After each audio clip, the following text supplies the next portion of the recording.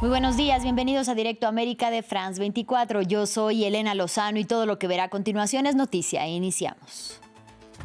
Nicolás Maduro y su esposa Cilia Flores se declararon no culpables de los delitos de narcotráfico, terrorismo y otros relacionados con armas. El juez que lleva el caso lo citó a una nueva audiencia el 17 de marzo y mientras tanto permanecerán recluidos en el Metropolitan Detention Center de Brooklyn. Líderes europeos piden a Estados Unidos que respete la soberanía de Groenlandia. Sin embargo, la administración Trump insiste en sus deseos expansionistas y amenaza con tomar la isla autónoma administrada por el reino danés y dijo que no será difícil porque, según el asesor de la Casa Blanca, Stephen Miller, nadie luchará por oponerse. La coalición de voluntarios se reúne en país en búsqueda de compromisos concretos para Ucrania en la guerra que libra con Rusia. Emmanuel Macron, Keir Starmer y Friedrich Merz quieren garantías de seguridad para Kiev si, por ejemplo, Moscú violara un eventual alto el fuego y reanudara la guerra.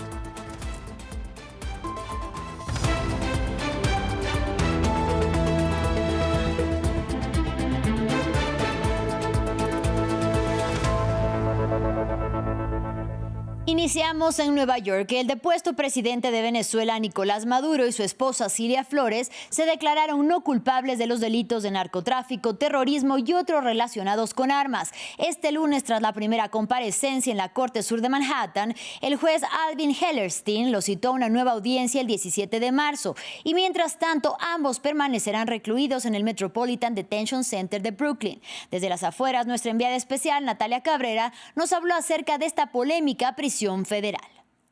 Pues sí, el ambiente hasta ahora no es muy movido como en las jornadas previas en las que sí se había registrado algunas manifestaciones, tanto de venezolanos celebrando esta detención de Nicolás Maduro y de su esposa, como de aquellos que rechazaban esta intervención por parte de Estados Unidos en territorio venezolano. Pero lo que hay que decir de este centro de detención federal que queda ubicado aquí en Brooklyn, esto es frente a Nueva York y que tiene de hecho vistas a Nueva York y a la Estatua de la Libertad, es que es un lugar que es conocido como el infierno en la tierra debido a sus condiciones. Fue construido en 1990 y empezó a operar como tal en 1994. Está aquí en una parte que es principalmente industrial de Brooklyn y de hecho también en los alrededores hay un gran porcentaje de comunidad hispana que habita la zona.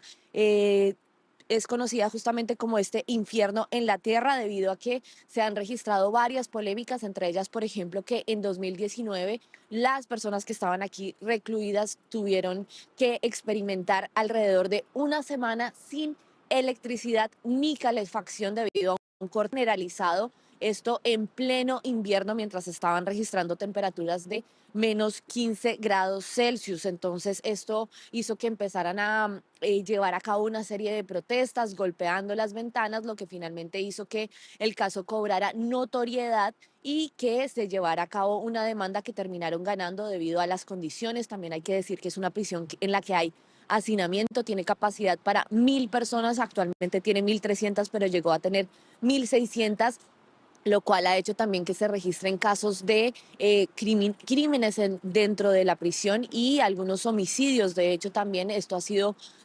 registrado y denunciado por algunas de las personalidades que han estado ahí, entre las que hay nombres reconocidos como el rapero Sean Diddy Combs, también el Mayo Zambada, el narcotraficante mexicano Luigi Mangione y desde luego también algunas figuras como la ex socia de Jeffrey Epstein. La intervención de Estados Unidos en territorio venezolano, que además de bombardeos incluyó la captura de Nicolás Maduro, es la sexta intervención militar directa perpetrada por Washington en la región latinoamericana en los últimos 25 años. Y pareciera que podría no ser la única. Donald Trump ha elevado amenazas sobre otros países como México, Colombia y Cuba. Y para hablar sobre el tema, saludo con mucho gusto a Rafael Correa, expresidente de Ecuador y doctor en economía. Bienvenido y gracias por la comunicación. No, muchísimas gracias a ustedes por esta entrevista y un abrazo a toda la audiencia.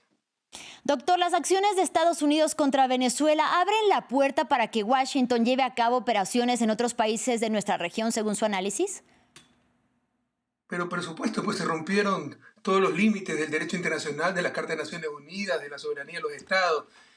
Todo lo justifican en función de sus intereses, de la fuerza. La rueda de prensa de Trump fue una vergüenza. Ya están amenazando a los propios Gustavo Petro de Colombia, presidente democrático por los 8 costados. Por supuesto que esto es un presidente para hacer lo que le dé la gana, donde le dé la gana. Ahora, como usted sabe, después de lo ocurrido en Venezuela, Delcy Rodríguez juramentó ayer como presidenta interina del país y junto a ella su hermano Jorge Rodríguez fue reelecto como presidente de la Asamblea Nacional Venezolana. Dicho esto, doctor, ¿qué opinión le merece Delcy Rodríguez? Y por otra parte, su más reciente cambio de postura frente a Estados Unidos, al que invitó a cooperar de cerca con su gobierno. Pero si eso lo hizo también el presidente Maduro. Lo que pasa es que Estados Unidos nunca ha estado dispuesto al diálogo porque lo que quiere es apoderarse del petróleo de Venezuela, las más grandes reservas del planeta, y quieren un gobierno títere. Yo conozco de cerca a Delcy Rodríguez y su lealtad va más allá de cualquier duda, su valentía, su sentido de soberanía, pero es lo mismo que ha mantenido el presidente Maduro, y por si acaso no es presidenta interina, sino presidenta encargada. Yo también escuchaba en la introducción del noticiero el depuesto presidente de Venezuela. ¿Qué depuesto? Es un presidente secuestrado. Sigue siendo presidente constitucional de la República Bolivariana de Venezuela, Nicolás Maduro. Dicho esto, también además de Delcy Rodríguez, permanece Jorge Rodríguez, pero también Diosdado Cabello y el propio padrino. En ese sentido, ¿considera que no hubo afectación entonces a la raíz o más bien al gobierno más central que estaba encabezado por Maduro? Por supuesto que hay afectación. Han secuestrado a un presidente de un país soberano. Pero gracias a Dios la institucionalidad continúa, el orden constitucional continúa, la sucesión constitucional temporal se ha dado y continúa con una administración Venezuela. Sería terrible que quede acéfala Venezuela, no lo han logrado. Pero afectación, por supuesto que hay afectación. Creo que es un acto sin precedentes en la historia que se haya secuestrado un presidente de un país sudamericano. ¿Y qué papel puede, expresidente, tener el ejército y figuras como Diosdado Cabello, ya lo decíamos, Vladimir Padrino López, ante esta postura de Delcy Rodríguez frente a Estados Unidos? Yo creo que están muy cohesionados. Por supuesto, es la guerra psicológica que Delcy ha traicionado. Eso es un imposible, ¿no? De que están divididos. De las noticias que tengo, de las informaciones que tengo, y tengo contacto obviamente con Venezuela y diferentes estamentos, incluso de la oposición, hay una cohesión muy grande, continúa el Estado de Derecho, continúa el gobierno, obviamente con un presidente secuestrado, es un golpe durísimo, pero el proyecto político y la administración constitucional de Venezuela y democrática de Venezuela continúa. Eso continúa, entonces, ¿cuáles serán realmente los verdaderos objetivos de la administración Trump sobre Venezuela y en otros casos, como bien decíamos, en el caso de Colombia, cuyas amenazas e intercambio entre el presidente Gustavo Petro y Donald Trump de Estados Unidos han ido en aumento? Mire, Donald Trump es un primate con corbata, que tiene en sus manos el país más poderoso de la historia de la humanidad. Algo tenía que hacer si movió el portaaviones más grande del planeta. Solo moverlo del Mediterráneo a las costas de Venezuela costó $200 millones, 8 millones diarios cuesta operar ese monstruo, ese navío. Algo tenían que hacer. Jamás nos imaginamos que ese algo iba a ser el secuestro del presidente constitucional de Venezuela.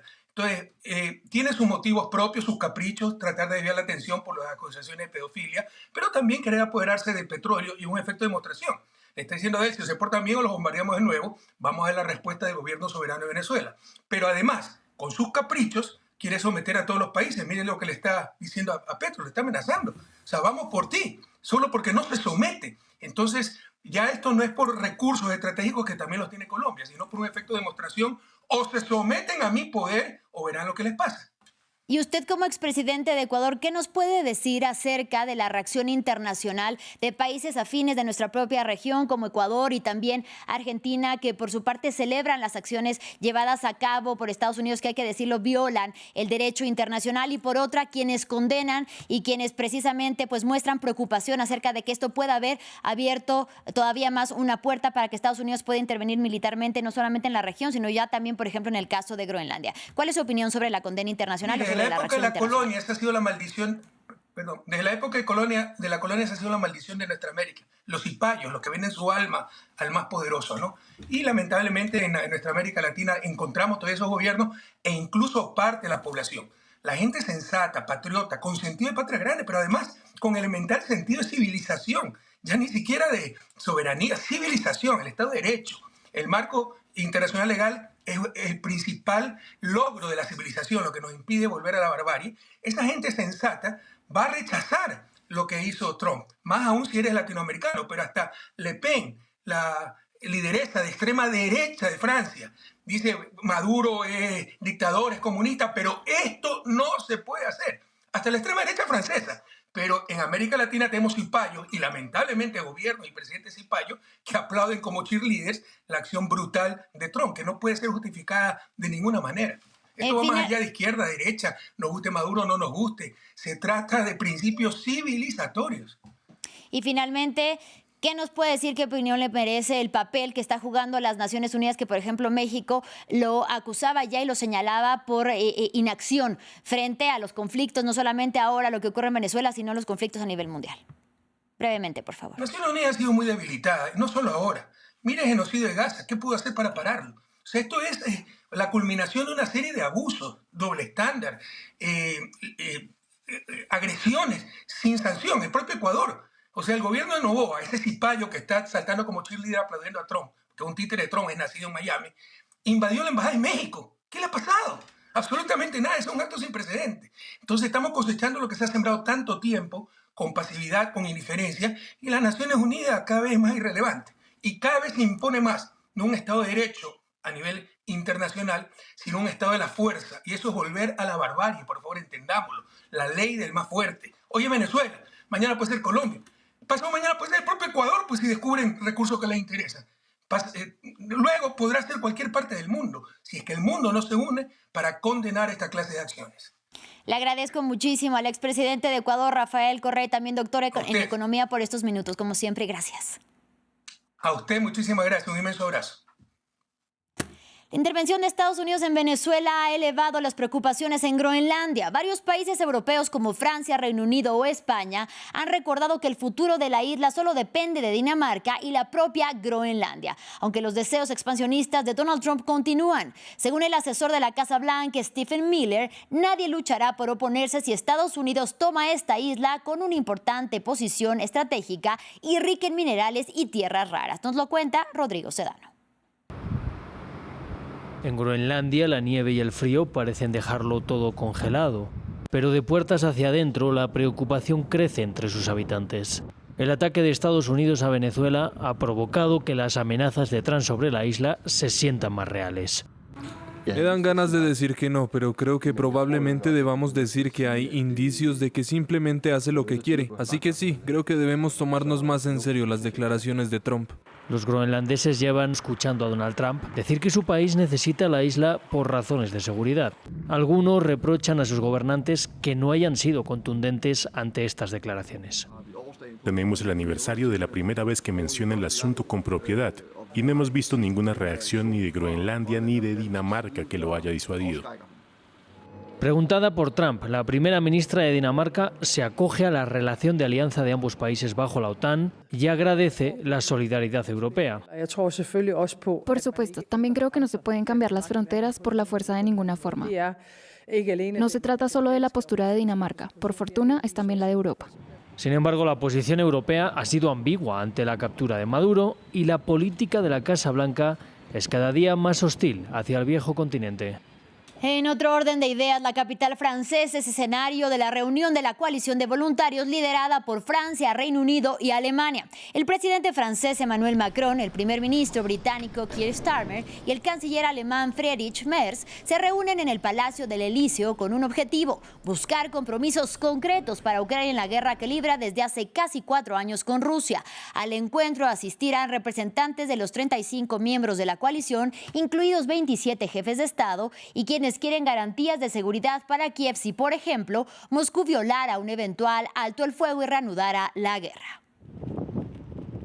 Ahora vamos a Irán. Al menos 25 personas han muerto en las protestas que sacuden al país desde hace 9 días. Los ciudadanos exigen reivindicaciones económicas, demandas políticas e incluso piden el fin de la República Islámica. Mientras el gobierno de Masoud Pezeshkian insiste en que no mostrará ninguna indulgencia ante los que llama alborotadores y advirtió una respuesta firme y decisiva ante cualquier agresión de otros países en referencia al apoyo de Estados Unidos e Israel a estas manifestaciones. Recordemos que el presidente estadounidense Donald Trump amenazó el domingo con golpear muy fuerte a Irán si sus fuerzas de seguridad matan a los manifestantes. Las protestas iniciaron el 28 de diciembre en Teherán y se han extendido en unas 80 ciudades. Así llegamos al final de este espacio informativo. Gracias por su compañía y hasta la próxima.